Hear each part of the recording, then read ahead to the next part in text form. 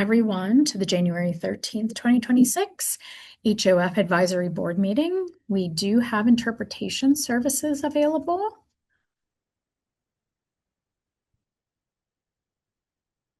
If you need to utilize the interpretation service, you can pin Chad B and Joan S to the screen to follow along.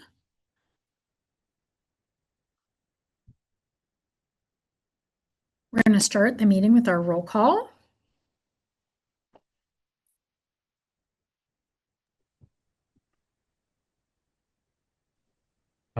James Each. Present. Terrell Thomas. Tanika Harris, who already told us she would not be available. Karen Garrett. Present.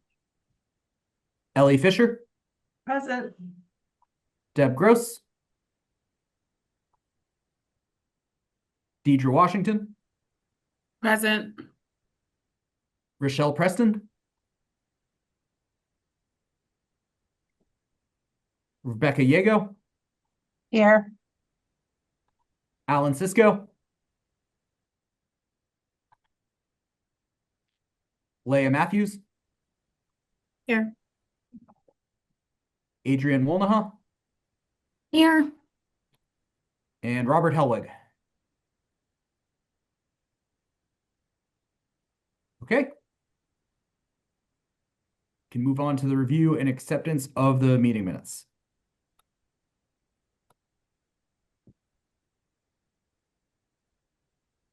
Hopefully we've had members able to take a look at the minutes.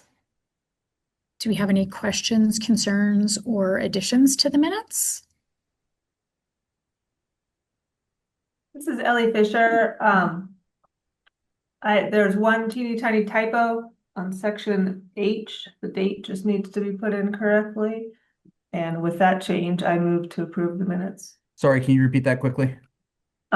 Section H, it says the URA requests that the January 6th, 22,026 meeting be moved. So there's just an extra 2 there. Oh, okay. Gotcha.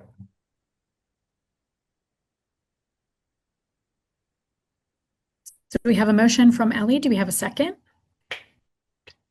Second. Thank you, Leah. Any abstentions from the vote?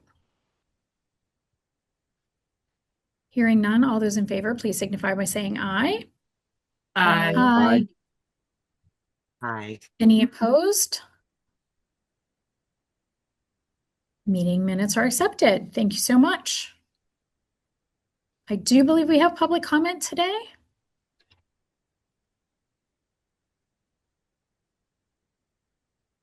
Who are our public commenters, Brandon? We had a public comment registration from Megan Hammond.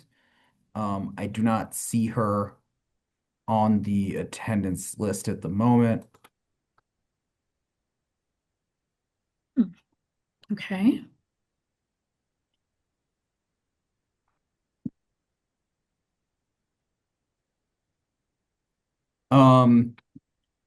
Would you like to go ahead and then circle back at a natural breaking point once she logs on? Yes, I think that is a perfect strategy. Thank you. Okay. Just trying to scroll through our little cascade of folks here, but no, I also do not see Megan. All right. So moving on to our first project for the day, Mayflower Renewal 2.0. Hello, good afternoon. My name is Shayla Burrow. I'm a lending analyst in the residential lending department. I am here today seeking authorization to enter into a for-sale development program FSDP grant agreement for an amount up to $200,000 with East Liberty Development Incorporated, ELDI, for the project known as Mayflower Renewal 2.0, which includes the units 157 and 163 Mayflower Street. The FSDP grant will be funded using 2023 Housing Opportunity Funds. This project is the renovation of 2 vacant single-family homes located in the Lorimer neighborhood of Pittsburgh. Revitalizing these vacant homes will help stabilize this neighborhood by decreasing the overwhelming number of vacant lots, producing quality affordable housing, and providing the opportunity to grow generational wealth for new homeowners. The developer for this project is East Liberty Development Incorporated, ELDI, a nonprofit developer with over 20 years of commercial and residential real estate experience in Pittsburgh's East End. ELDI has hired Main and Elm as their development consultant, which they also bring over 25 years of experience in real estate development, along with 30 years in construction management. The total development cost for this project is $934,136. Some of the funding sources include a $300,000 grant from Federal Home Loan Bank, a $114,136 fair grant from the Pittsburgh Housing Financing Agency, a $286,400 line of credit from West Banco, and a $20,800 equity investment from ELDI. 157 Mayflower Street will have 3 bedrooms, and 163 Mayflower Street will have 2 bedrooms. Each home will have 1.5 bathrooms. These homes will be sold to home buyers earning at or below 80% of the area median income and will remain affordable for 99 years.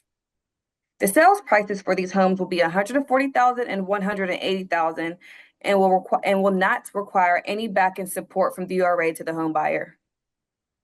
Joining us today is the Director of Operations of ELDI, Ted Melnick, and Ted will be making a few remarks and will be available to help answer any questions about the development that the board may have. Thank you. Thank you, Shayla. Nice job. We call this Mayflower Street renewal because it's such a key area. The way we're thinking about helping rebuild Larimer is from the strong edge, which is East Liberty Boulevard. And then there's Auburn Street, which we're doing some work on, and then Mayflower Street. And so this is 4 houses. We've already completed 177 Mayflower, which was probably abandoned for 20 or 30 years. It really turned out beautifully. And we did the same with 228 Mayflower, which is down at the end of the street, closer to Stagnos. That is currently for sale. We're looking for a buyer that fits Federal Home Loan Bank criteria, which would be at a minimum an 80% buyer.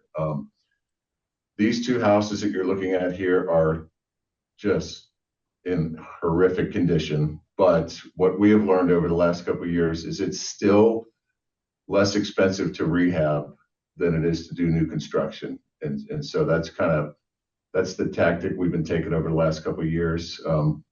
We have another project coming up next year where we are going to do some new construction, but again, it is still more expensive than rehab. So we're pretty excited about these houses, and this is really going to. Actually, the URA just completed 134 and 136 Mayflower. We're right down the street. There's some other folks doing some work, so it really feels like there's some real synergy on this street. And I think people are kind of looking around, going, okay, the neighborhood is getting better. What we're trying to do before the market gets there, because it's coming, is to establish affordable home ownership. We want market, but we also need to kind of get in there now.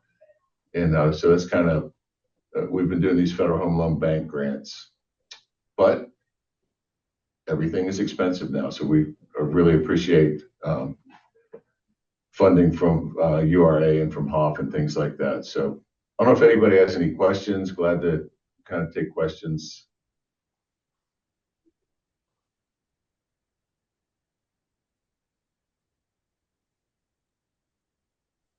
This is Ellie Fisher. I have a question. I was looking at the budget, and I didn't see, where does this proceeds from the sales of the houses fit into the stack? Those are gonna be going to pay off the loan. So the way you, wherever you see the West Banco line, they're gonna be paid off by the sales proceeds. And then some, right? It should. So I think so. It's going to be. If you, I'm guessing. I don't have the exact numbers in front of me, but I think the West Banco plus the ELDI equity, the two, if you combine, should be basically paying off the sale proceeds. Plus the once again, sale price minus the closing costs are going to be the sale proceeds. Ah, so the equity has to be paid back. I didn't realize that Yeah, piece. sorry, yes.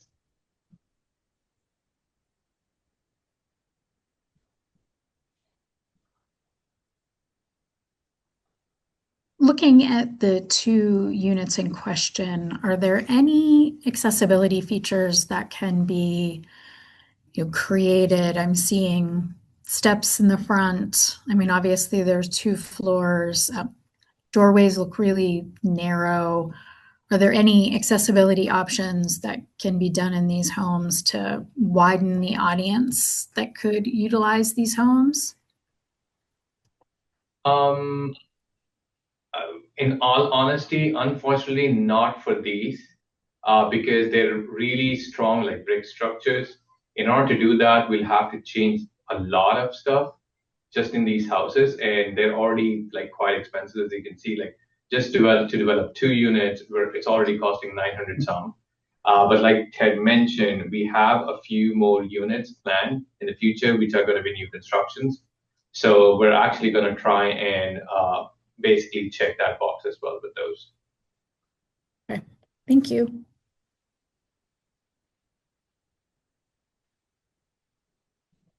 Hi, this is James H. A couple of quick questions. First of all, great project. Love to see renovations of existing housing stock whenever we can do it. It's really difficult to put together sources, so great work on this, and really supportive of the project. The questions I have, so there's two parcels between these, between the two houses that you're doing, and I saw the one that's adjacent to 157. 159 Mayflower that's also owned by ELDI, and then it looked like it was in pretty poor shape previously. Is there a plan for 159 as a part of another phase? Just curious what ELDI's thoughts are there. Great question, James. I literally just sent an email to Federal Home Loan Bank about this. 159 Mayflower, the one you just referenced, which is connected to 157. That's part of our latest Federal Home Loan Bank grant. So we're going to do, we got funded for 2025. We got a $1.2 million grant to do 8 more homes in Larimer. 6 are going to be new construction and 2 are going to be rehabs. One of the rehabs is 159. So I was reaching out to the bank because we have to stabilize 159 to be able to complete 157, and that's going to mean some structural work and at least at the bare minimum a new roof. And so we are reaching out to our bank partner, First Commonwealth, just to kind of make them aware of that. So there's a plan. That's great. I figured there was. That's why I asked the question. So another question on with ELDI's experience with this, when you're restricting the income requirements to 80% for the home buyer, on resale, like have there been many units in your portfolio where you've seen the resale happen? And if so, I'm just curious what the experience has been there, and kind of how that's managed to maintain the affordability. I mean, obviously it's through the 99-year period, but a new potential buyer has to come to the table and understand the calculation of the sales price and has to be qualified. I'm just curious what the oversight is there to make sure that affordability happens. Well, yeah, so there's going to be a deed restriction. So that's a requirement of the Federal Home Loan Bank as well, like a retention agreement. And so we were very careful to explain that to people ahead of time. I used to kind of be against this kind of philosophically, but that was 15 years ago. But houses are so expensive now. Like you're selling somebody a house for $140,000, and it's like a $300,000. You hit the lottery. And so I'm way more in favor now of not that somebody can't get a return, but their return is limited. I think on the last house we did, there's a 2% increase every year of kind of what you would be allowed to sell the house for. Another tack we've kind of taken and thought about is, regardless of the price, it needs to be sold to another 80% buyer is kind of another way to kind of skin the cat here. We actually had somebody walk away from a deal a couple weeks ago because of the retention agreement, and I don't think it was clearly enough explained to them. But it's something we're committed to. At this point, it's something Federal Home Loan Bank, probably within the last 2 years, that's been a requirement of theirs as well as for this with the HOP money. So great, James, thanks. Yeah, I always just think about, the obviously you're doing a great job of education on the front end and that first buyer, but then what happens, 10, 15, 50, 75 years down the road, and how those transactions function and get made. I mean, for you all, like, and again, we don't make any money on these, but we're trying to change the fabric of the neighborhood. Like for a $200,000 commitment, we don't want somebody to turn around even in 5 years. Right. Yeah. So I think what we've tried to do is, and then Federal Home Loan Banks, we're making the kind of equity growth proportional to the subsidy. And again, it's not a perfect science, but I think it's the right thing to do. And I think what I've noticed happening is people are just, when they see a house getting fixed up, or 2 houses or 4 houses, it's kind of changing the dynamic. Like, and even before any market rate housing can go back here, there's got to be, people have got to see fixed up houses. So. Great, thanks. And the last piece, and this is just a comment, having done a lot of real estate development work, I know how difficult it is, and whether it's a large LIHTC project or a small renovation, the amount of time and effort that goes into it is not linear. So these small projects take a lot of effort, and they are less expensive than new construction. But I'd just like to point out that this work does cost money. There's a lot of savings in reusing our existing housing stock, but $467,000 a unit is still expensive, and this is being done, I'm sure, on really thin margins. And the only way that we can address this issue is by committing resources towards it. So really supportive of the project, great work, and looking forward to more projects from you guys. Yeah, thank you for saying that. Like, a lot of people don't understand that, and I'll be glad to give anybody a tour of 157 Mayflower. It's a mess, but it's going to be beautiful.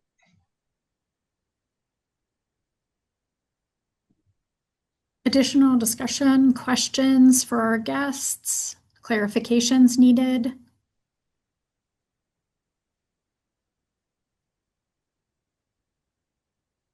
Hearing none, is there a member of the advisory that would be putting forth a motion for this project?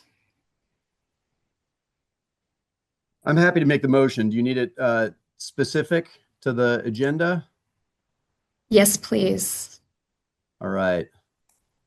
Then I'll make the motion to support $200,000. Oh, sorry. Thank you. I'll just read this. I make a motion to enter into a for sale development program grant agreement with ELDI or a related entity in an amount of up to $200,000 for the rehabilitation of 157 and 163 Mayflower Street in the Larimer neighborhood, 12th Ward. I'll second. Thank you, James. Ellie Fisher seconds. Do we have anyone that needs to abstain from this vote? Seeing no abstentions, all those in favor, please signify by saying aye. Aye. Aye. All those opposed, please signify by saying nay. Hearing none, the Mayflower Renewal 2.0 authorization has been passed by the HOF board. Thank you so much. Thank you. Yes, thank you all.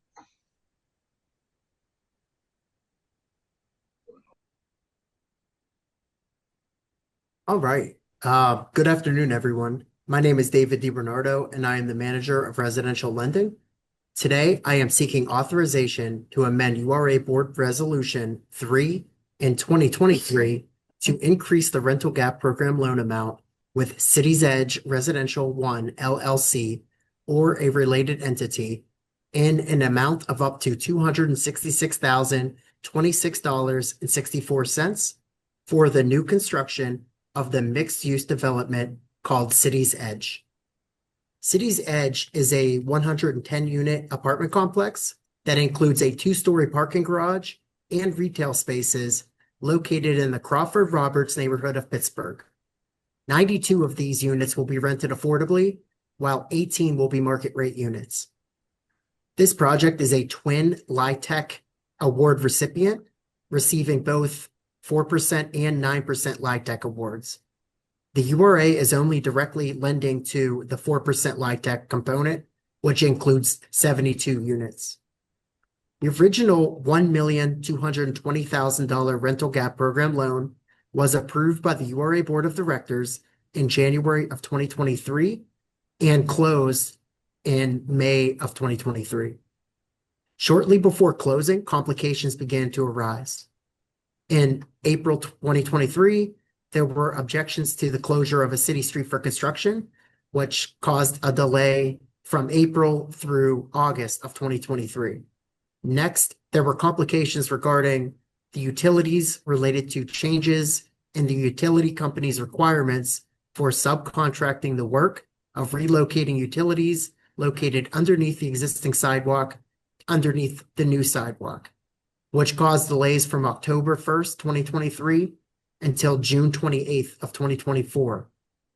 This extended series of construction delays resulted in the loss of LIHTC equity amount due to timing downward adjusters, increased costs due to the 9% LIHTC swap and extension from December 31st, 2025 to December 31st of 2026, increased costs associated with the 4% conversion date extension from 2026 to 2027, and payment of accrued interest and other construction monitoring expenses during this time, legal costs and bank fees to prepare amendments to effectuate the extensions.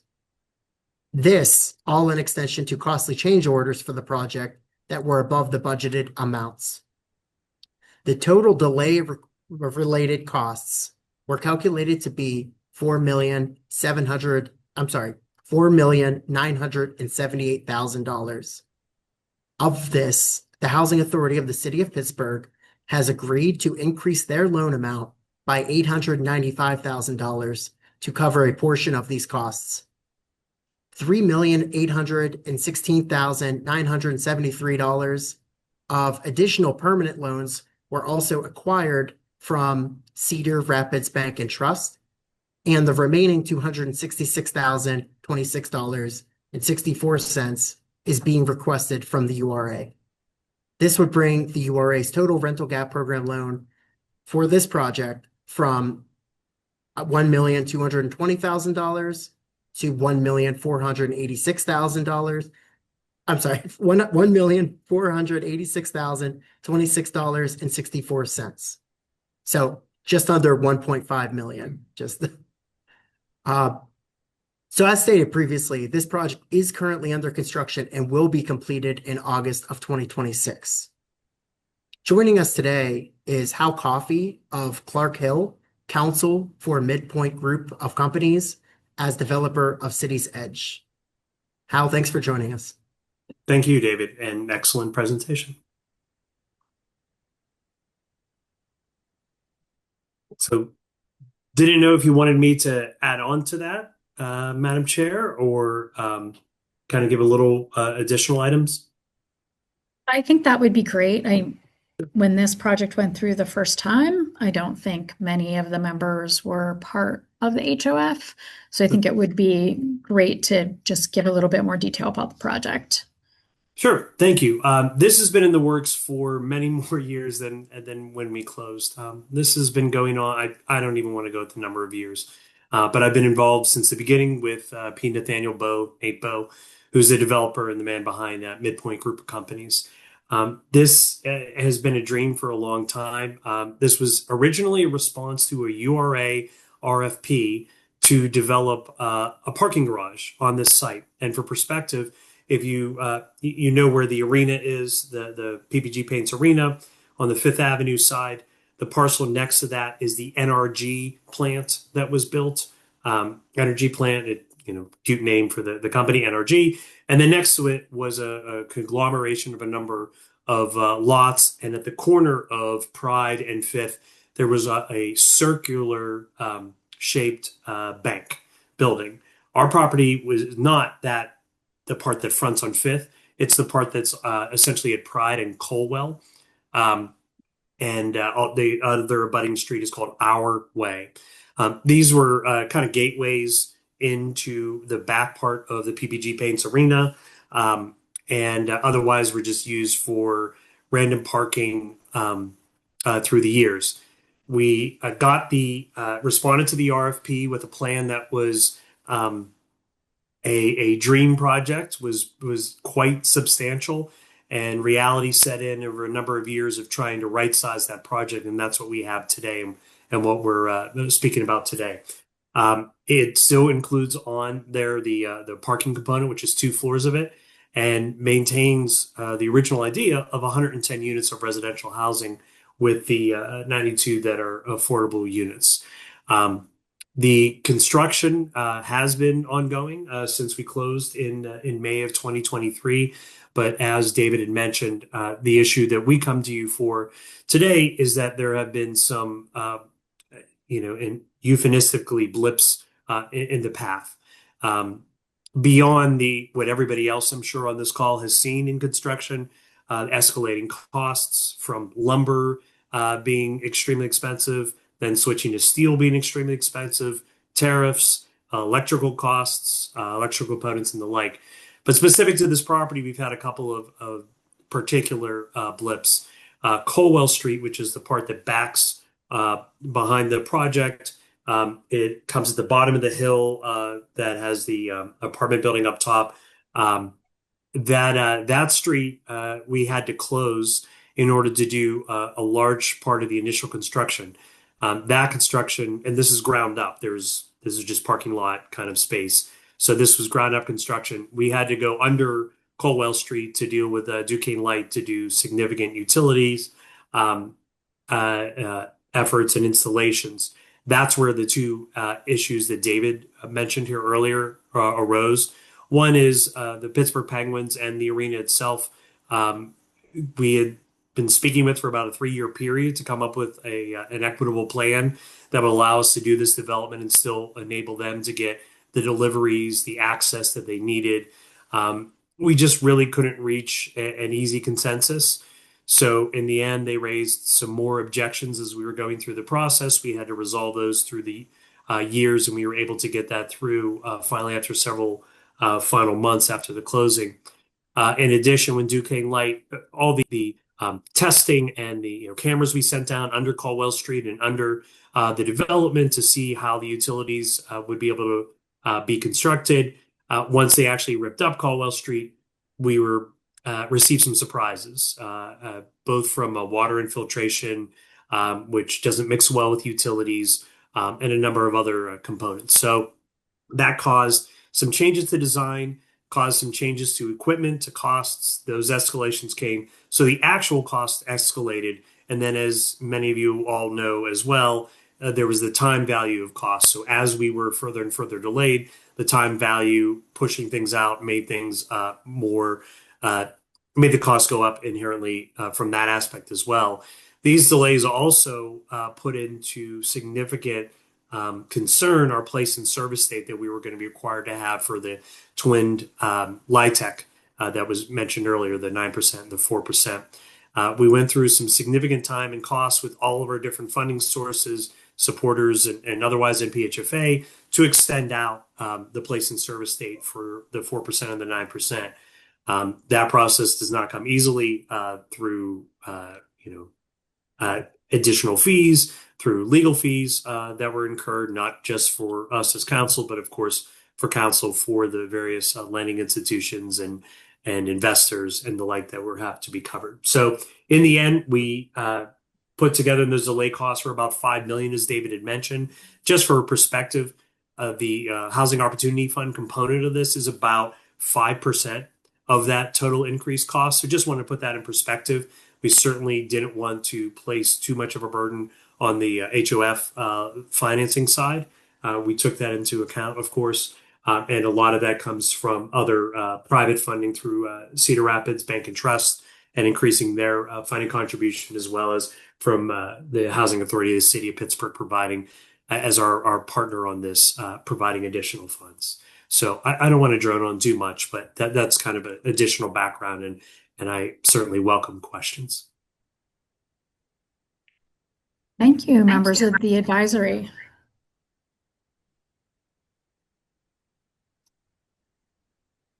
We were going to open up now to members of the advisory. I'm not sure who was speaking. Unfortunately, I can't see you all on the screen, so I apologize if I interrupted someone.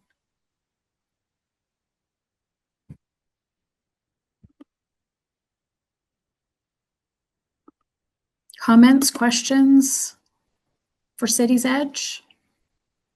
Just a quick question. First of all, nice to see you again, Hal. It's been a while. Yeah. So appreciate that these are really complex projects. I know too well when you start digging, you always find stuff that's expensive. So you know, I feel for the challenges this project has gone through, and appreciate the search for other funding sources first, and then coming to rental gap program is kind of a final piece of the puzzle. I'm curious though on the increase on your debt with the bank of like 3 million or so. I'm scrolling around trying to find it here.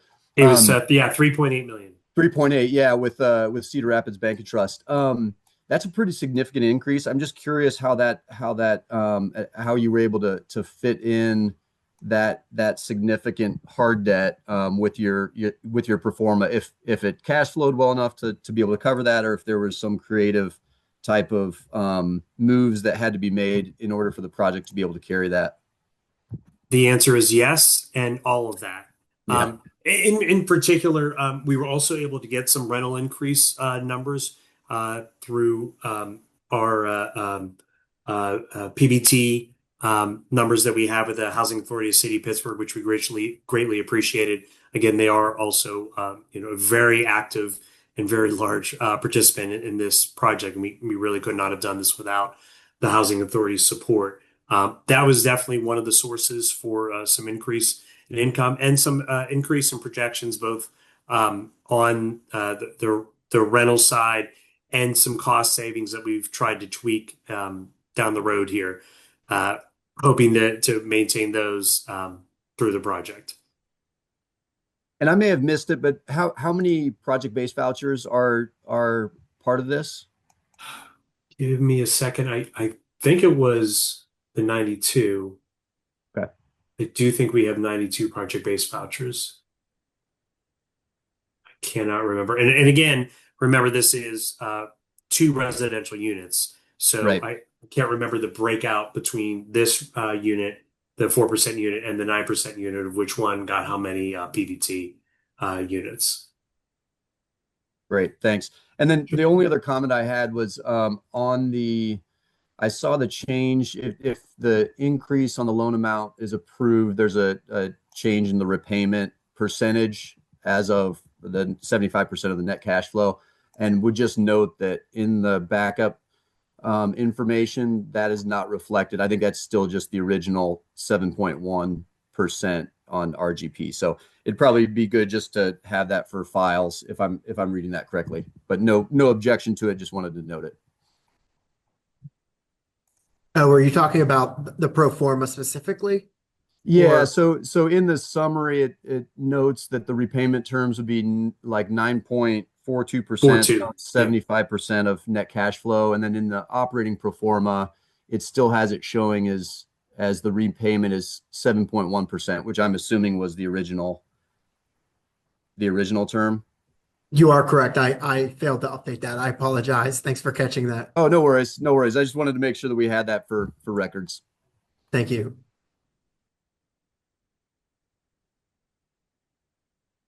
Other questions, comments, thoughts from And, members? and I'd be remiss also. Hi, Ellie. Good seeing you as well. Hi, Hal. Yeah, I think this is great. I think this is as James said, we know that these projects end up having overruns, especially how long it's been going on and the cost increases we've seen. And personally, I think this is a deal for HOF to support this continuing project at this level. Appreciate it. Well, seeing no other hands raised for comments, do we have a motion? And we will put that slide of what action we're taking up. Thank you. I'll make the motion since I'm still unmuted. Authorization to amend Resolution 3 of 23 to increase the rental gap program loan with Cities as Edge Residential 1 LLC or related entity by $226,026.64 for the construction of Cities Edge development located at 1450 Colwell Street, 3rd Ward. And just a quick correction, it's $266,026.64. Thank you. Thank you. Do we have a second to the motion? I'll second. This is Deidre. Great. Thank you, Deidre. Do we have any abstentions from this vote? Yes, this is Karen. I'm going to abstain from the vote. Okay, thank you, Karen. Any other abstentions? Hearing none, all those in favor, please signify by saying aye. Aye. Aye. All those in opposition, please signify by saying nay. Seeing none, Cities Edge, thank you so much for bringing the project back to us. Thank you. Thank Have you. a blessed day. You too. Before we move on, I have seen that Megan Hammond has logged on, and I'd like to give her the opportunity to make her public comment. Absolutely. Thank you, Brandon.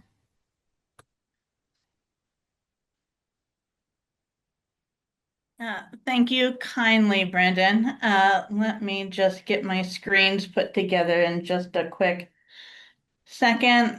2026 has hit pretty hard. All right. Good afternoon, Advisory Board. My name is Megan Hammond. I'm the Executive Director of the Fair Housing Partnership of Greater Pittsburgh. 2026 has hit like a sledgehammer already. And I appreciate the opportunity to give a public comment today to get the year started off strong. You may remember me stating in the fall of 2025 that whistleblowers had reported that HUD's Office of Fair Housing and Equal Opportunity is arguably not meeting its statutory requirements of enforcing the fair housing laws. To give you an update, later today, the Senate Banking Committee is holding a shadow hearing. The name is due to the hearing being held by the minority party about the state of HUD's FHEO. It's called Fair Housing Under Fire. If you'd like to watch it, I can provide you with the link. And so what I'm asking today as we launch into 2026 is the continued commitment at how much we need state and local commitments to fair housing. And so for the Housing Opportunity Fund to continue looking at some pragmatic actions that we can consider moving forward, and I have two main concepts for HOF grantees and programs. One is that given there is simply not enough housing resources available to those who qualify, the bulk of the HOF activities are granted. I'm asking for the consideration that the bulk of HOF activities are granted to households with a lottery system. Currently, the Housing Assistance Program uses a lottery. The physical unit, such as the FSDP or the Rental Gap Program, could award the available units after construction and readiness via a lottery system, given the glut of applications that can be received. And a similar lottery can occur within the other programs, funded by the HOF to do the very best that we can to make very limited resources available to as many people as possible in something that we simply don't have enough to disperse. Two, that disability accessibility is modernized both for physical units and for the programming. While HUD's updates to its 504 rules and regulations has ceased, we can continue that work, and we have been doing so. And so to continue that and to increase these efforts by reassessing disability accessibility, both for physical housing units, as well as in how the programs that the HOF is funding are serving the public and granting accommodations for accessing those programs. So here's to making sense of 2026 together, and I thank you all for your hard work. Thank you, Megan. We appreciate the comments and for you keeping the fair housing landscape always right in our line of sight. Thank you for the comments.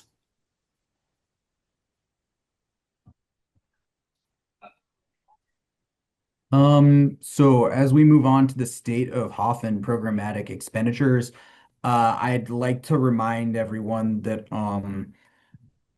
we are shifting to a quarterly reporting system for the program expenditures for the graphs that you'll see. That said, we thought it was a good idea to just show how much is remaining in the for sale development program and the rental gap program, because those are the two programs where we had projects come before the advisory board for submission and thus dipping into those funds. So I just wanted to put up the amount that we have deployed, committed, so committed to a project but not yet deployed, and then remaining in uncommitted, so you know how much you're using. These are not updated to reflect the projects that were just approved. Instead, they are how this previously looked. So this is for sale development program, and this is the rental gap program. I'd also like to note that they are at this point not verified commitments. So there is an extensive data verification system that we go through when we do our quarterly reports. So what you see next month from the quarterly report will be verified. So with all of that table setting, I am happy to toggle between these two for those who would like to know how much is remaining in each grouping.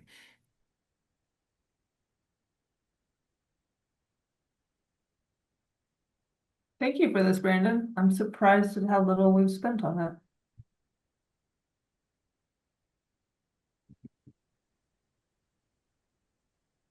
But I'm glad we got some money out the door today.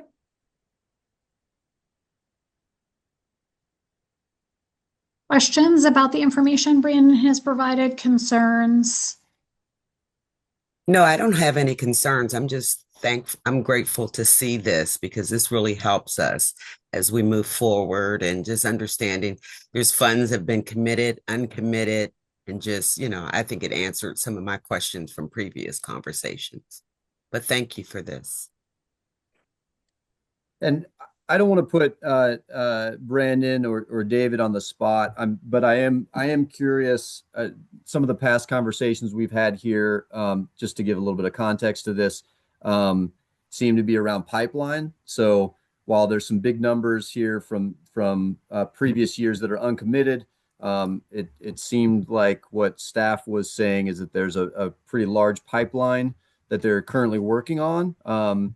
So I'm wondering if we could, again, sorry to put you on the spot, but if we could add some context to the uncommitted funds and the pipeline of projects that staff is seeing coming through their processes.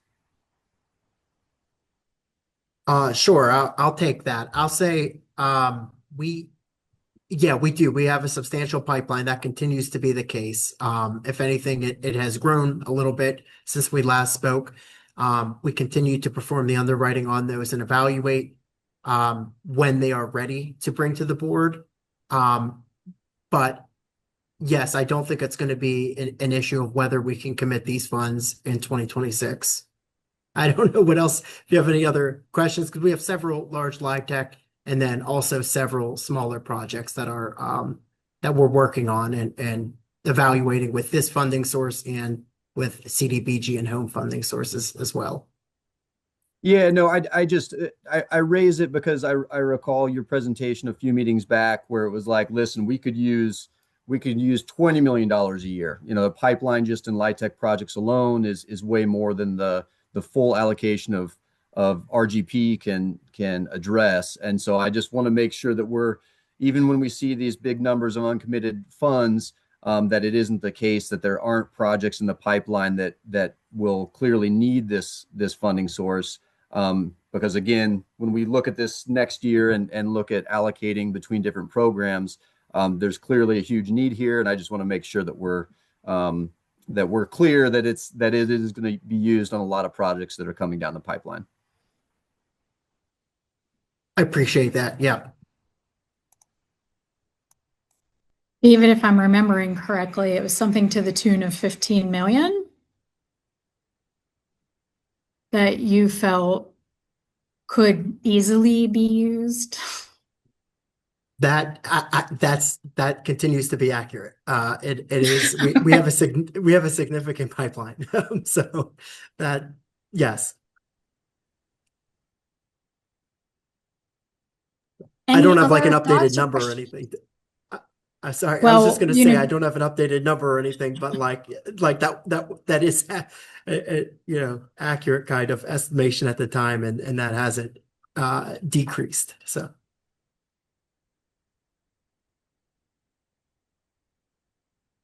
Questions for the URA related to these numbers?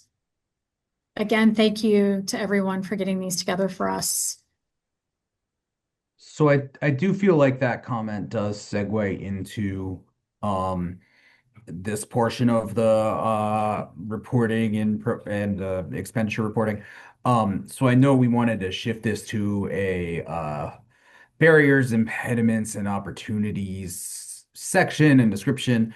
And then we also wanted to get into impact and outcome reporting in 2026 and ideas for that. So I suppose we can begin with the first bullet point.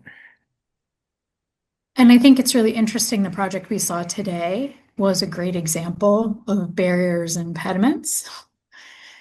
I think that we've continued to talk about rising costs as a primary impediment, but I think that the project this morning really is, showing us that piece of their barriers well beyond the economics of a project. And having a sense, I know that board members have requested it would be something important for us for decision making if we had a sense of what some of those unique barriers might be. Obviously, understanding that rising costs is going to continue to be something that has an incredible impact on the decisions that we make. And also talking about opportunities. So the project that we talked about today had 2 LIHTC deals for the 2 phases of that project. And that is an opportunity. Sometimes there's been some discussion about it being a negative that the HOF funds are aligning with these LIHTC projects, but that's important. Those are opportunities for us to leverage more funds into our communities. So are there other things that the board would like to dive into a little bit more related to barriers, impediments, or potential opportunities related to what we saw in the funding overview that we got from RGP or across any of the programs?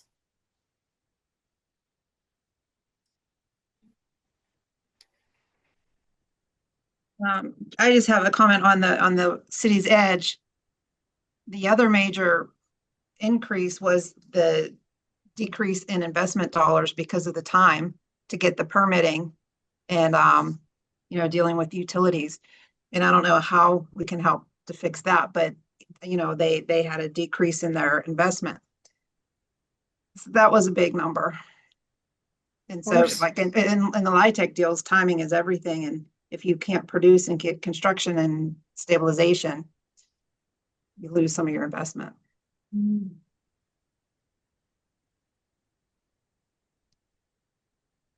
Ellie, did you come off mute intentionally? No, I just didn't responsibly put myself on mute. Oh, no, that's quite all right. I just didn't want to miss somebody that was about to make a comment. I think Megan's words also resonate when we think about barriers, impediments, and opportunities. We have had some interesting, to say the least, changes at HUD. And many of those changes have not revealed themselves as opportunities for us in our communities, but definitely barriers and impediments, especially to fair housing. So we want to keep this line in our slides and in our work and in our discussions as we come together, that programmatic expenditures are tied to the things that are happening around us, and hoping that with the expertise of this board, we can continue to bring opportunities foremost, but then also start to strategize or even more deeply understand barriers and impediments that our partner organizations are experiencing. So thank you to the URA for being open to just opening that piece of the dialogue up. The second piece of programmatic expenditures that we wanted to discuss more deeply here in January is this impact and outcome reporting. So we have projects that may have been funded 2 years ago, and maybe we're not really quite sure at what stage they are. We might not really be sure of how many folks are being impacted by what that project is doing. So we had talked about trying to establish a regular and consistent program reporting that could be given to HOF fund recipients to report back to the board, status of projects, things that are being achieved, the numbers and types of folks that are being served. And we ended 2025 with a real desire to have impact and outcome reporting. As we talked about that last year and are coming into this year, do folks have specific thoughts of what they would like to see coming from our awardees?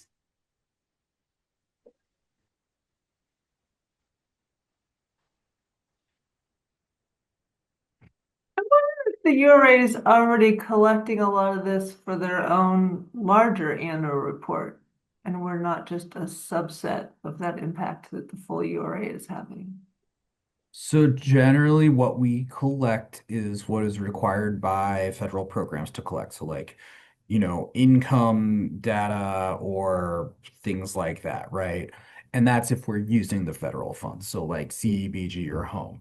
So outside of that, we aren't necessarily like going heavy into like narratives or anything like that. With that said, we do have, like I said, we do have a quarterly report. I am going to be more involved with that going forward, so I can kind of get a sense of exactly what we're getting. But the thing that from my vantage point of not having been involved with housing until like October, November of last year, is that I do feel like there's a lot of there's a lot of missing information on a lot of the more service-based programs. I feel like we're getting far fewer numbers from those than we are getting from like RGP and FSDP because we know the number of units. At least that's what I see. So some items that we had talked about of interest are how many people are being served. I mean, that's a relatively low hanging piece of data, but not just how many are being served, but who's being served, what types of households are being served, waiting lists. So programs who've deployed their funding and now have waiting lists. What are those waiting lists looking like? We had talked about delays in deployment of dollars. So if a particular project, is it important for us to know there's been a 6-month delay, an 8-month delay, a 10-month delay? What do delays mean when these dollars aren't getting out in a timely fashion?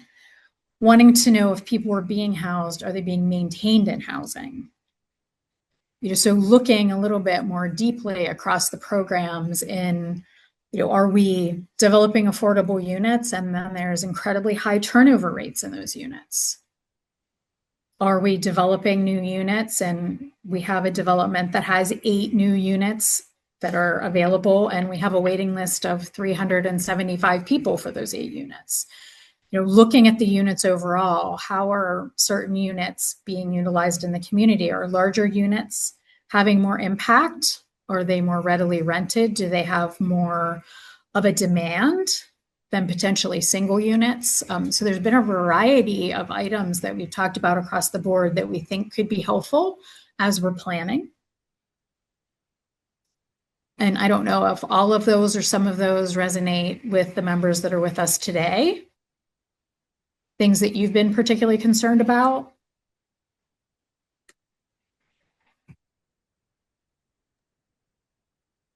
So I'm relatively new, and the reporting on kind of the program side, people served with the legal programs and things of that nature. Is there a understanding that the reporting recently maybe has had some holes in it? Are there are there elements of the reporting historically that have been more helpful than others? Like, are there certain things that were like, well, these are kind of the highest priority data points versus some others that are kind of helpful but not really, that don't tell the majority of the story? Are there key pieces that we're missing that we used to get, or are we kind of rethinking in general how all of this is reported? It's a little bit of both, James. So at different iterations in the board's lifespan, we've gotten more of specific types of information. Waiting lists have been one of those items that we've gotten more information on in different points in time. Lags are also one of those. Delays.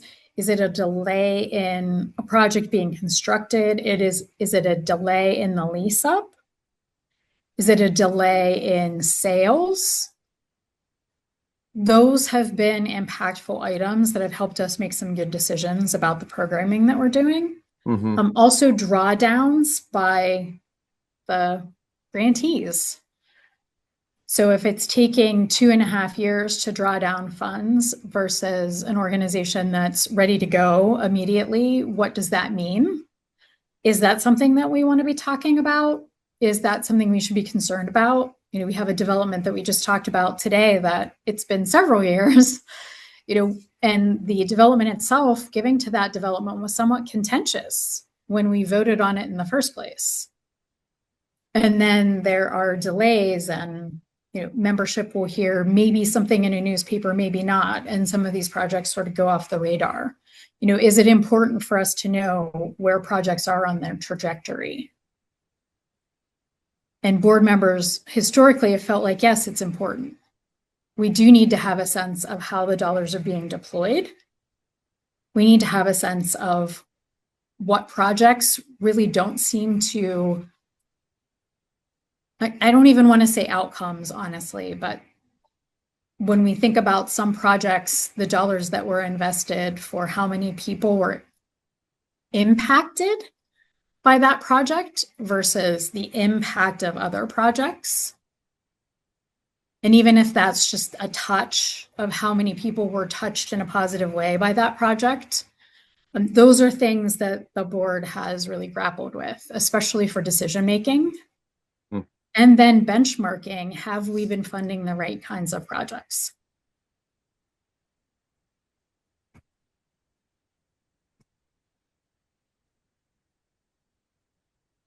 And today we might not have our full minds around what exactly we would like to see in outcome reporting. But it is something that we had talked about even at a quarterly basis, to be able to have some sense of where projects are, what they're doing, how they're moving, how many folks are being touched by those projects, so that we can start to get a deeper sense of maybe what we do want to see as a report. The Housing Consortium shared with some of us personally that they have elaborate reports that they would like to submit. So it's the intersection between their housing programs, the legal pieces, the mediation pieces, that they're diving pretty deep with their information, and they think that would be important for us to have for decision making around their funding levels. But only giving one group an opportunity to bring that kind of data forward is not what we would like to do. We'd like to have a consistent way where our grantees could be bringing data forward that could help us in our decision making.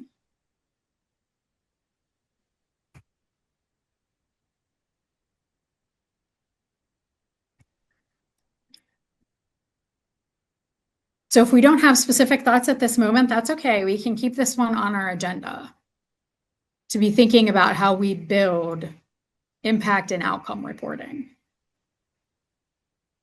Yeah, I think the silence is probably a lot of folks thinking about this. This is obviously a pretty big question.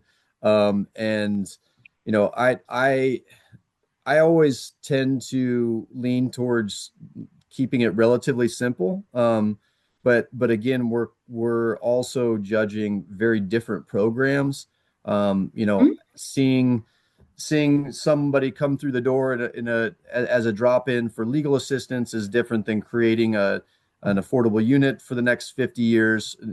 One isn't necessarily better than the other, but to compare kind of one to one in that way doesn't seem to be the most helpful for our decision making. So I think that's the difficulty that I'm struggling with a little bit is how we're kind of comparing the analysis between programs. So I would recommend maybe we keep this on as an agenda item and continue to think about it and just carry the conversation forward.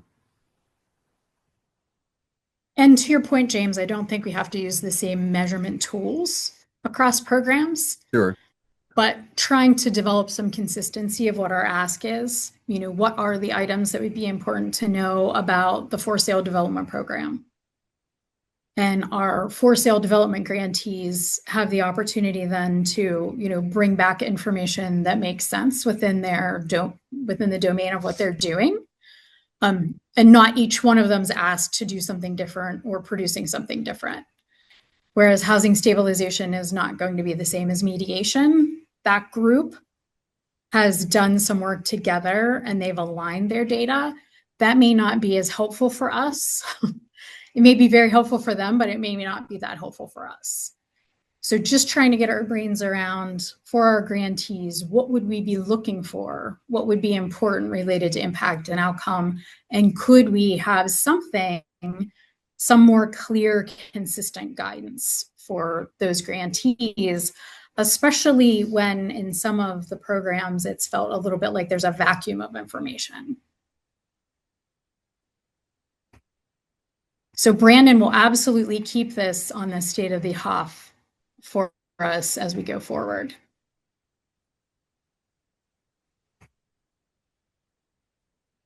If there's no additional thoughts for this particular slide, we can move ahead. Demonstration grants. Did everyone have an opportunity to take a look at the demonstration overview that we sent out of how we had thought about the demonstration program in our conversations last year?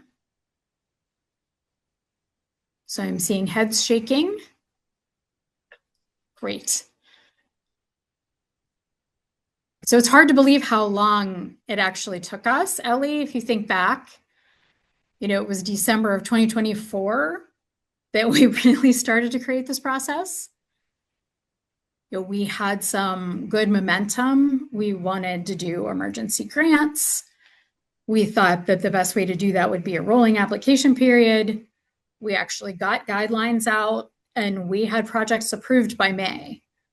So we pretty quickly, put together those parameters. At the same time, we looked at the emergency or emergent need process. We also put together the process overview for the demonstration grants. And our thinking about those was that those would be tied to innovation. So programs who had innovative concepts could come forward to request grants to support those innovative concepts. Something I would oh, sorry. I thought you were finished, Adrian. But I would like to add that this timeline can be condensed this year because the guidelines are already finished. So instead, this could be set instead of issued and approved to just, guidelines reviewed and either reapproved or edited, and that could be cut down to 1 month. And that's our hope with starting with the materials that we circulated. So thoughts from your review. What did you think of the document, the questions, the kinds of concepts that we're looking for? What's resonating? What's not resonating?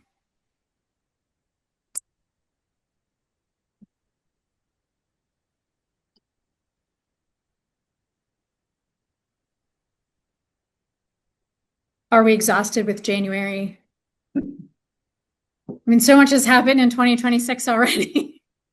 I thought there were some really good questions in this application. I think that it's hard to evaluate it without having received an application or two and seen how it really works. But I really liked the questions that were in it. They seemed like they were trying to get at our different priorities and give people a variety of ways of discussing things. Yeah, I agree with Ellie. I think once we get an application, we can kind of see where the holes are.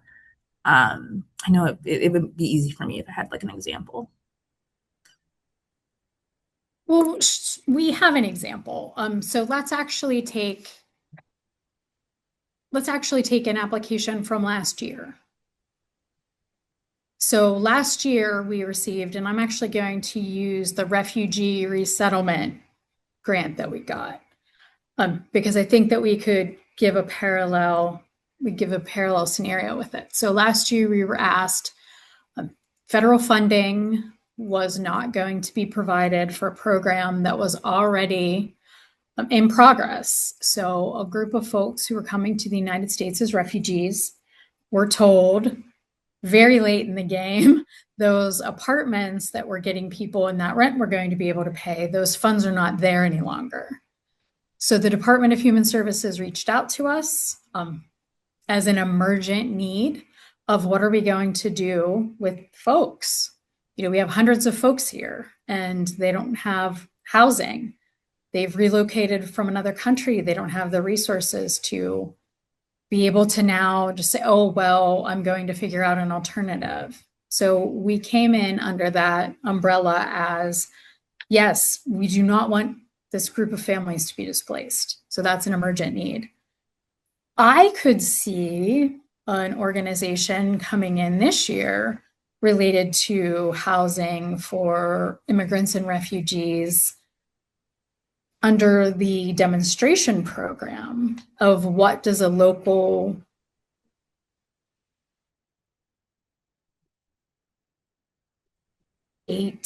city entity like HUD defunds a specific type of housing that's been done for decades.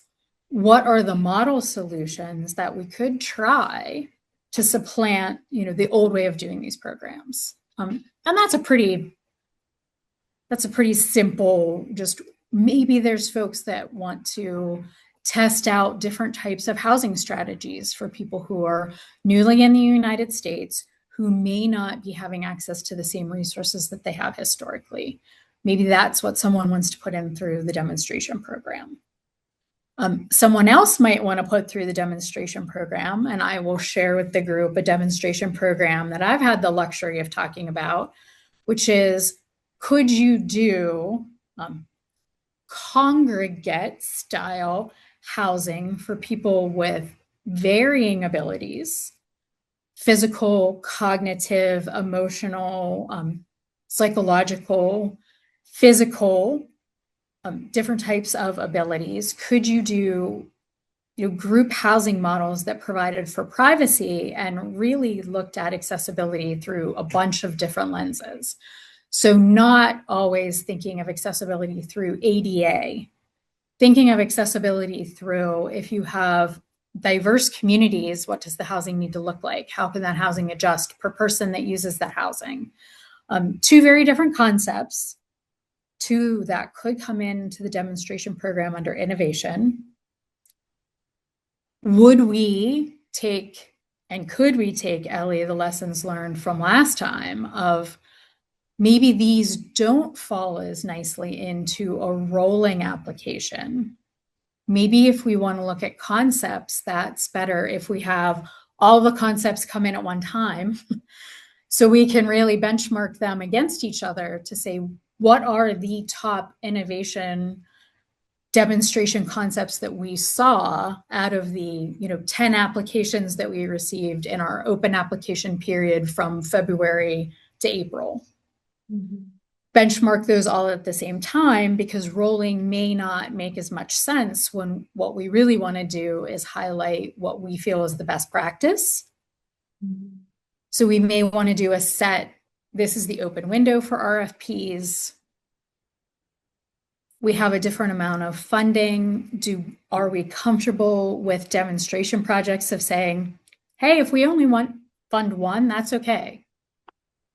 Because it's a unique concept that we want to be piloted.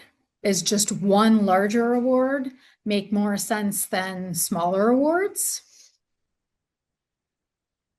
Those are the kind of things that I think about when I think about our lessons learned. Mm-hmm.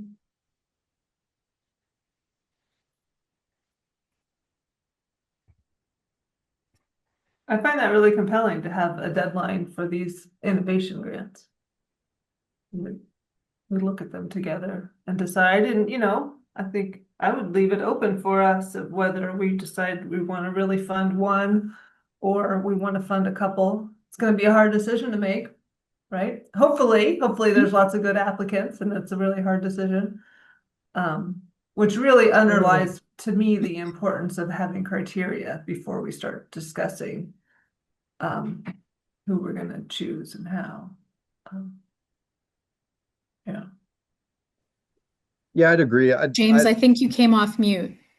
I did. Yeah, I'd agree. And I would just add that, I think one of the things that I struggle with when we have projects come before us, when it's on a rolling application process, is how do I compare this to potential projects that might be submitted 2 months from now, right? Mm-hmm. Like, is committing money now keeping us from supporting something that's coming down the pipeline? And so I think we as a board rely a lot on staff to manage that process and do it responsibly, of course. But in this situation in particular, I think it makes a lot of sense for us to be able to compare at the same time, because it is going to be a little bit objective. And I would hate to have a project in front of us that we think is pretty good, and then have one that comes a month later and we're like, well, obviously we should have just really committed to this project. You know what I mean? I think that having that kind of defined RFP period may make a lot of sense for this particular program, since we don't really know what type of innovative ideas we're going to get. And I think that really speaks to, there is a way that we could do this where we could say we want this project to fit this need or this gap. But I think that we also might find that having a much more open opportunity for folks to really come in with innovation across the board, as long as it hits the affordability goals that we have at the HOF. We want affordable options. We want options for renters and homeowners and alternative types of housing. We've never really talked about that. This could be related to short-term or long-term interventions. So I do think, in the window of the things that we've supported in HOF, there are sort of buckets in there, but there could be many more buckets than what we've even envisioned. Given that, Adrienne, I actually think we should make the application form as flexible as possible. And instead of like boxes, I'd actually suggest an RFP Word document that says, at minimum, it needs to address these items, and please make sure you discuss these items. Because I'm trying to think of examples and scroll through here, and sometimes things are relevant, sometimes they're not. right? Depending on what you want to do, you might have an address, or you might have 15 addresses, or you might have none, right? Like, and so I think that it's going to be hard for people, especially when we're talking innovation, to fit it into this form application. So But we still quickly, definitely can say you must include like your affordability goals, right? Like that's going to be one of our measures on it. so quickly, And the URA has some items that they have to include, if I remember correctly, Brandon. Am I right about that? I can't speak to that since I Okay. don't, but I No, I just mean, wanted to for say that example, yeah, the conflict of interest, that's purely a URA thing, right? That's fine. You can have that I in there. would No think. idea. But what I wanted to add is that this is a PDFified version of like a jot form that would be like, some questions would Expand. lead to other questions and other questions would skip them, right? So this just covers everything that would be asked. It's not always the best way to represent what those internet-based applications look like, but it does show everything. So that is the one thing that I will add.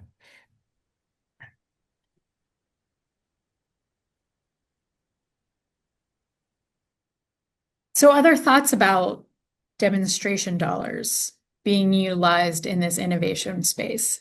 It does sound like we like this being more of a set period. We would like to be able to benchmark the applications against each other instead of, one at a time, almost in a vacuum. Thinking about just the core pieces of why the HOF was developed, allowing people a little bit more flexibility about housing can look, an affordable housing promotion can look in a lot of different ways.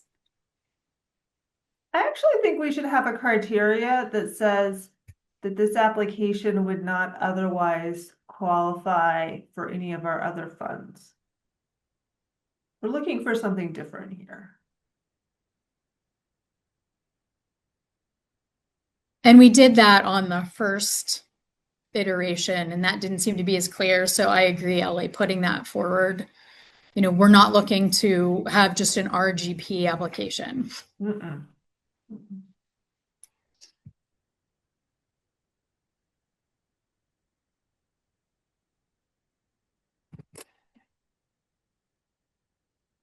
Not quite able to see.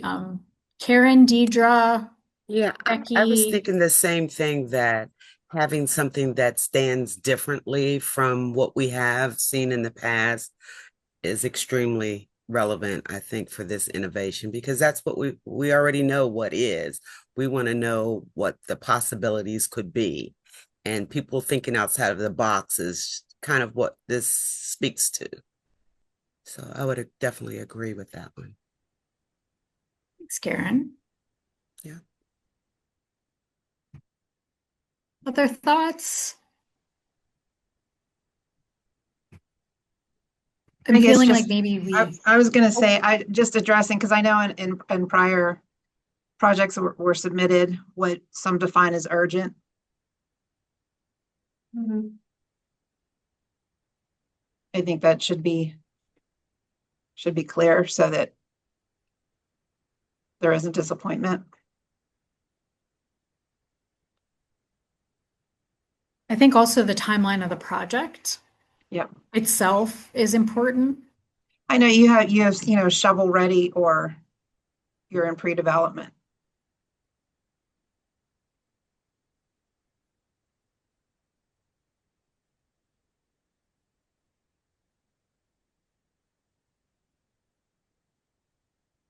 So maybe if we went back and tweaked the current document to add a bit more of this flavor, a little bit more guidance, and then send that out to the group before our next meeting so we could get some review thoughts prior and then do some finalization at our next meeting. Does that feel like that would work? Is that trying to push too fast? I think that would work. So when you say more guidance, you mean directing people away from things that are existing, like fully like create something. Like that's what you mean when you say more guidance, just so I can clarify, so I can make sure I've put the right thing. Yeah, so I think it would be more of, we would want to say that there's going to be a time limited grant period. Applications are going to be benchmarked, against each other in a pool of review. That we want a little bit more free flow, maybe in the dialogue that people can put in, stress a little bit more, talk to us about why this isn't a duplicate of what we already have, especially it's not a duplicate of an existing HOF program.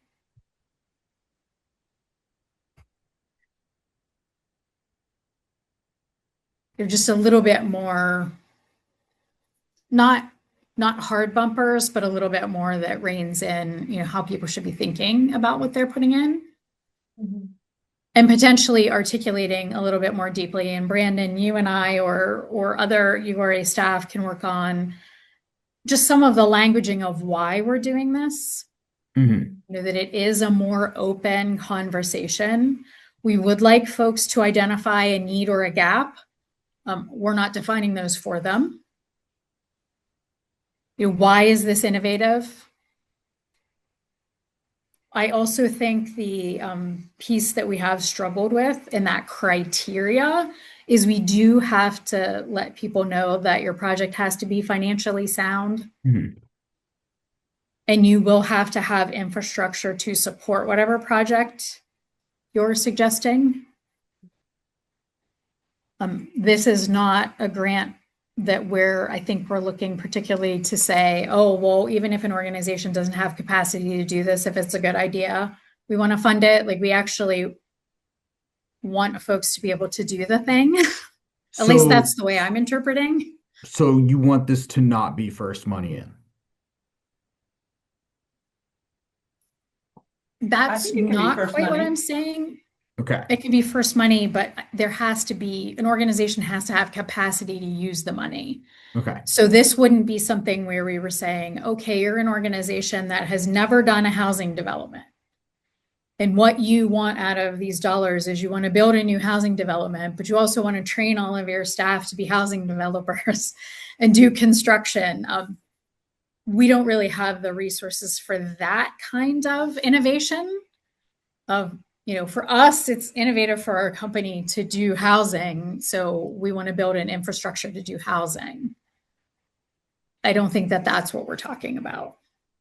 That you have to have ability, even if it's something new, you have to have that base ability to be able to make something new happen. So is that what I was hearing? There must be capacity to create it, is kind of the way I'm summarizing that. Yeah. You have to have some level of infrastructure that supports what you're going to do. I don't think we had imagined these dollars as creating an organization's infrastructure to be a different organization.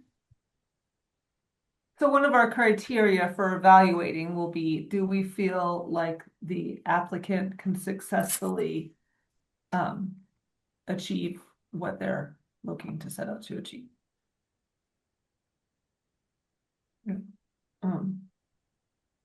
One of the things I'm thinking about on this, and I'm curious what people think, like a lot of this application is sort of geared toward building units, which we already have funding buckets for that.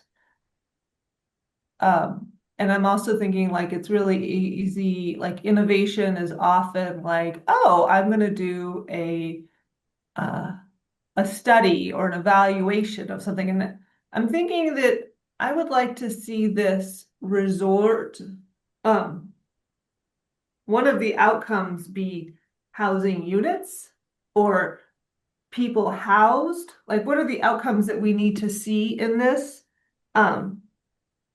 Is it how, I guess it's households under a certain income served, right? So it can't just be like planning or developing a project, a plan, but it has to be actually resulting in people getting housing or people retaining their housing. Yeah, so it's just not a philosophical study. Yes. Yes.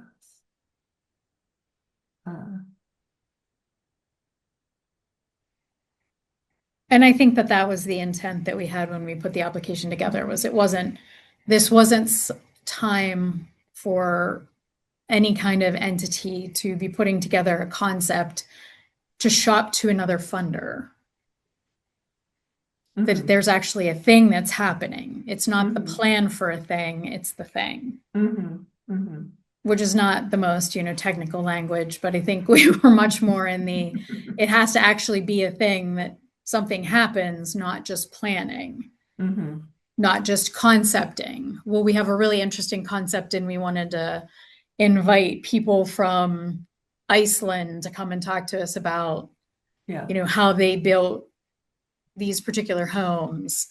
I think that the group absolutely wanted something to happen. There has to be an activity that is going to have an impact to folks who would be served by the HOF.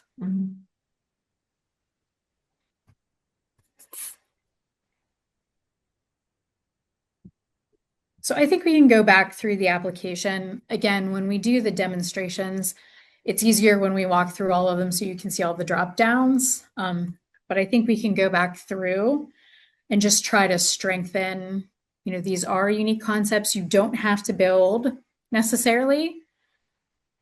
That this is all through what promotes and provides affordable housing. And just make this a little less maybe generic and make it less of a document that points people in a specific direction. Are there any key items that I missed that we want to make sure the application has by the next time you can view it?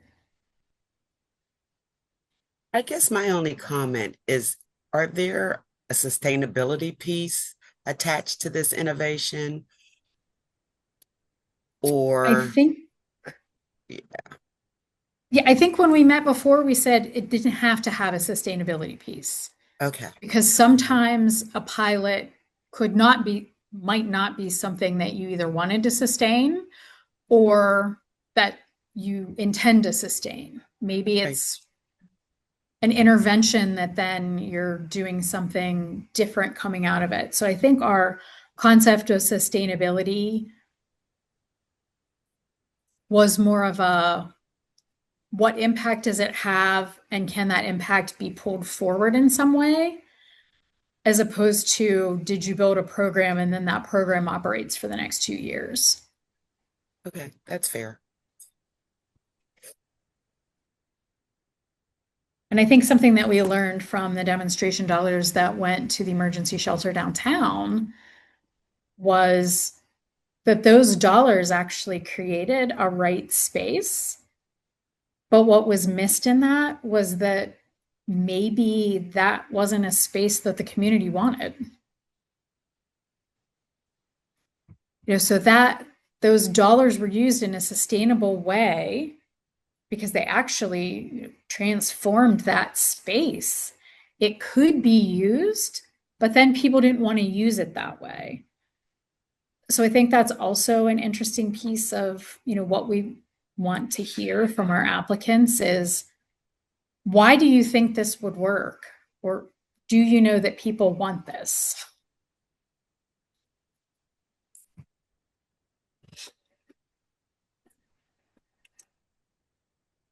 Karen, I would love to have an archive of all the things the Housing Authority has tried over the years.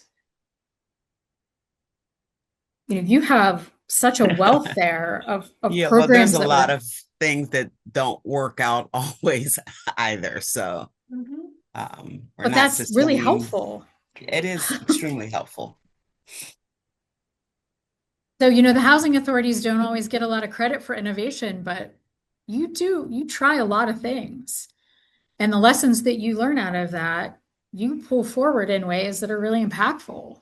So, I think we also want to have that sense from who's doing this is, the why are you doing it? Why you think it would work? And do you think people really want it?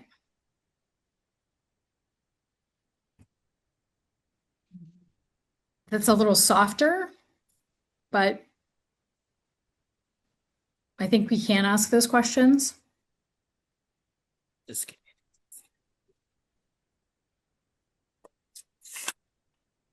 All right, so I will work with the URA team to massage this a bit. We might also even convene a small group on that.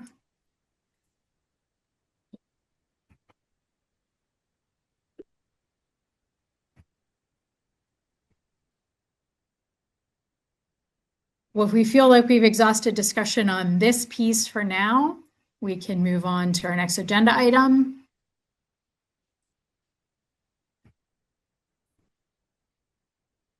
So we have HOF chair elections. I do not know if anyone reached out to the URA with interest in being the chair of the HOF. Deidre, you and I are both eligible to continue in chairship, become a new chair. We are official for either chair or vice chair. At this moment in time, there's actually only two of us that we know of. So we have a little change in the mayor's office, and we have people who are changing roles. So I'm not sure if folks realize that Alan Sisko's role has changed. So he actually is potentially not going to remain on the board, and he actually is not able to become an officer of the board yet. So, so we have potential board members. Eligible? So what we talked about eligible for leadership positions is being on the HOF board for a year, being an active member. So you do have, if you read our bylaws, you are expected to come to a percentage of meetings. If you haven't come to that percentage of meetings, in our bylaws, it had suggested that folks would be ineligible for either the chair or vice chair position. Possibly eligible, we have Tanika, Ellie, and Rochelle. Unfortunately, Rochelle's only been to 2 meetings. So if she was coming more regularly, she would be part of that eligible group. With Tanika and Ellie, as we talked about last time, we're not sure about their terms because their term limits are up. So we have a few options here where we can say today, okay, we want to utilize this information and we want to have chair elections. We could say we would like to get a little bit more clarity from the new administration on who is remaining on the board, who would be eligible if not having a term limit that's expired.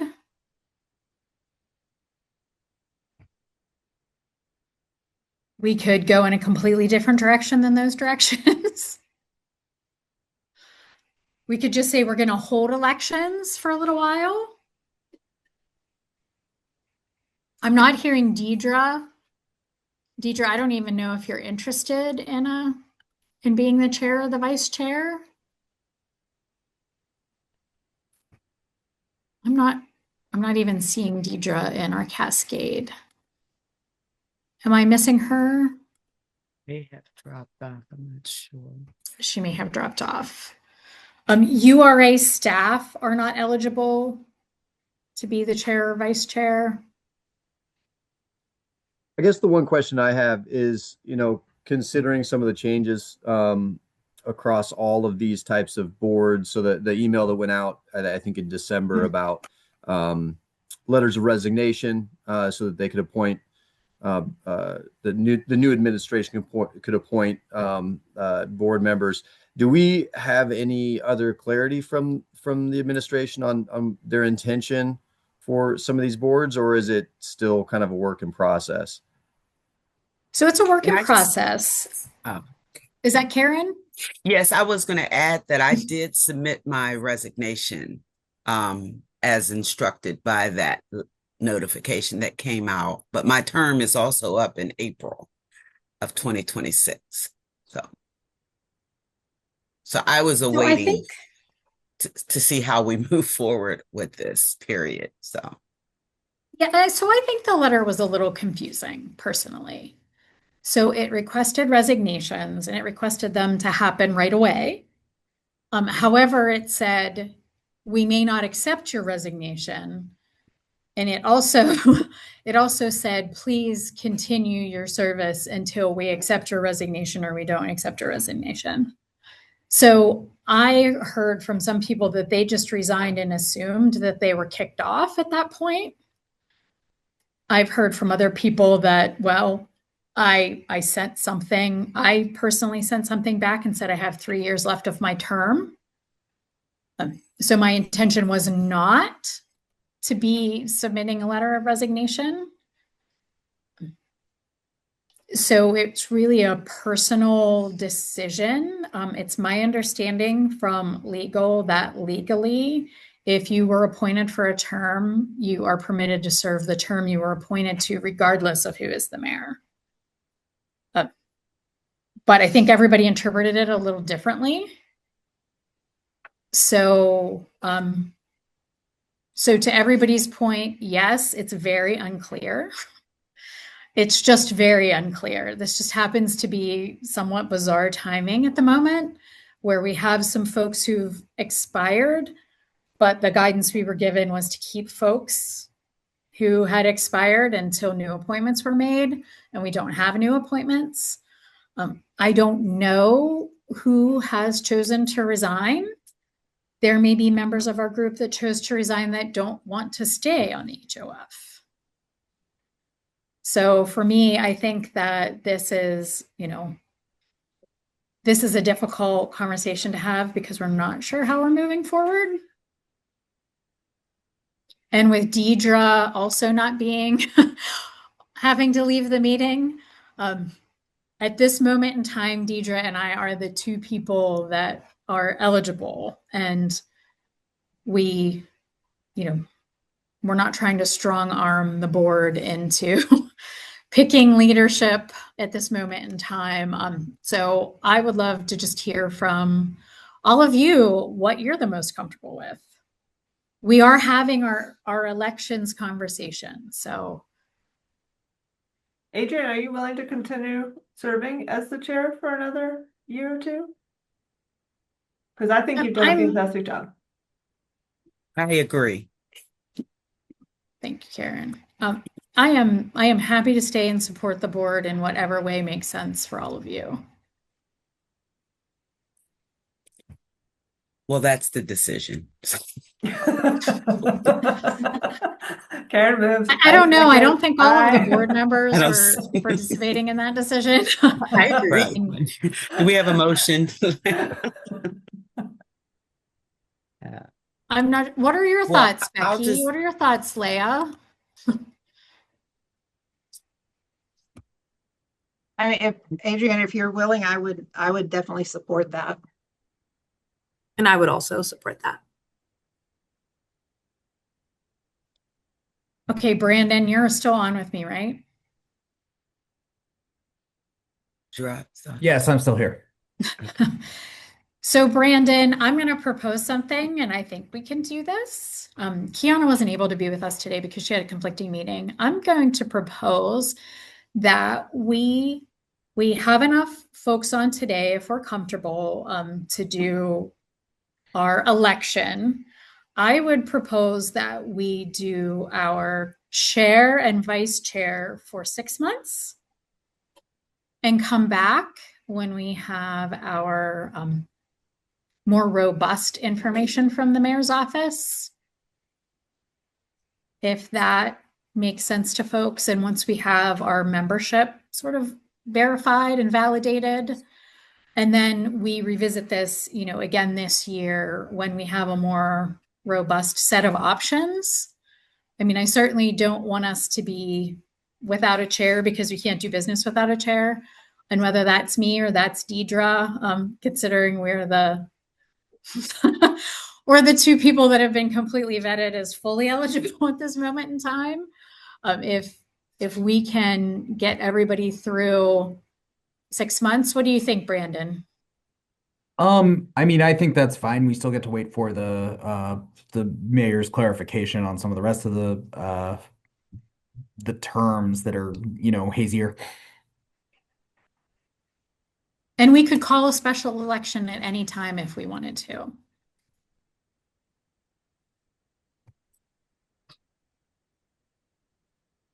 So, James, are you still with us too? Yeah, that makes sense to me. I mean, especially if you're willing and interested in serving as chair again, I think there's real consensus here that we'd like to have you, and then that gives us kind of an interim period to wait. Because one thing I would hate to do is just kind of sit here waiting to get direction. I think we need to move forward, and so this seems like a perfect solution. Well, if we would like to call to a vote, I would be happy to work with Deidre about coming on as a vice chair. As she's not here, and I don't want folks to be, just telling her tomorrow, hey, you just became the chair of the HOF. If we are comfortable with doing a more limited term, which I think is completely appropriate, we could do that today, and then I could engage with Deidre and we could talk about how we're going to work together over the next 6 months. And if we feel like we need to sooner have a special election, we are able to do that. We can convene that. So if that feels comfortable to folks. I did not realize that Deidre left. She did. So I feel as though that's a little bit of I we could postpone that till next time. yeah, I would not feel comfortable uh putting someone in a position when they're not aware of it. I wasn't sure if you or Kiana had actually spoken to her, Brandon. I wasn't sure. We have not. Okay. All right, so then I think we have two options on deck where we can say we're just electing one officer today, or we can say we just can't do anything today and we want to do it next month.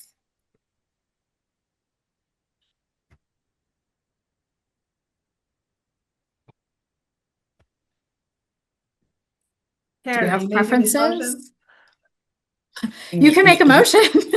Yeah, I would love to make a motion that we accept Adrian as the sole for the next 6 months, the chair of the HOF.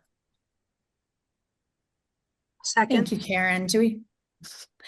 Thank you, Leah. Anyone needing to abstain from this vote? That would be me. All those in favor of the vote? Aye. Aye. Me to be the chair? Ayes. I heard ayes. All of those opposed, please signify by saying nay. Well, I am happy to be the chair for the next 6 months. Let's keep on our radar that we do have the option to call a special election as needed. And we certainly can continue to discuss options for the co-chair. All right, Brandon, what's left on our agenda? The last item is the 2026 meeting dates and times. I know Adrienne sent out a poll to all of the advisory board members, has the results, and we can try and figure out the best date and time. Yes, so what we're seeing, everyone, is that the Wednesday time, which was 10 to 12, and the Tuesday time of 2 to 4 were the two most popular times. And the URA has some concerns about the Wednesday time because it would not give us enough latitude that if we had to bring something back to the URA board, that we'd be able to do that. So that has become a less attractive option.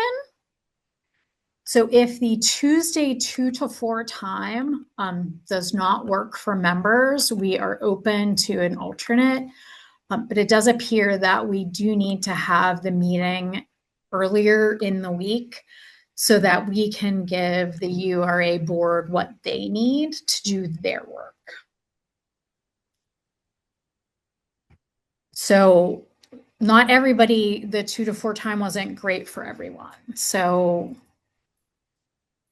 What do we think? I think it works for everybody that's here. Yeah. We've It self-selected. does work. All right. I Well, always had yes, a you hard have stop at self-selected. Well, then let's go 2 to 4. And again, just like we can have a special election, we can come back and revisit the date and time, especially as we have more new members that come on board. But we are going to say first week, correct, Brandon? That's the Correct. better option, is the first week from 2 to 4. And that will remain on Tuesdays. So the first Tuesday of the month from 2 to 4, we will put that on our regular calendar. And if we do need to adjust, we'll make sure that we do that with plenty of notice for folks. I can't tell you how much I appreciate all of you. I hope you stay on the HOF board. I hope that's your intent. We would love to keep you, so especially for our members that do have extended terms. We can have you for the extent of your term. So we do hope that you continue to want to join us. Karen, I will be very sad to see you go. If you need to, I will respect that, but I will be sad to see you go. Well, I just need to share that, I work for a pretty large organization and they kind of make appointments and decisions. And so I just kind of work with them. Well, we're going to hope.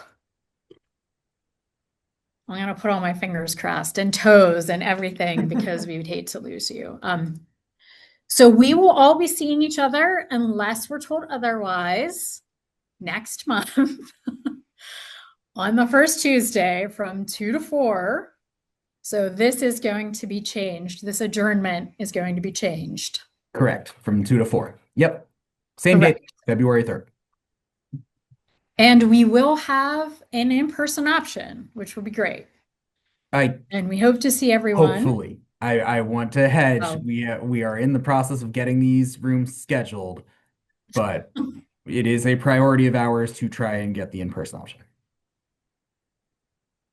Well, we will do our best, and if we can't be in person, we'll do something to make sure that we're all very engaged.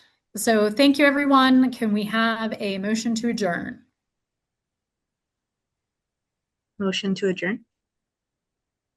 Second. Thanks, Leah. Do we have our second? I think I heard someone. Ellie or Karen, it doesn't matter. Everybody's seconding the motion. We are officially adjourned. Thank you. Happy New Year's.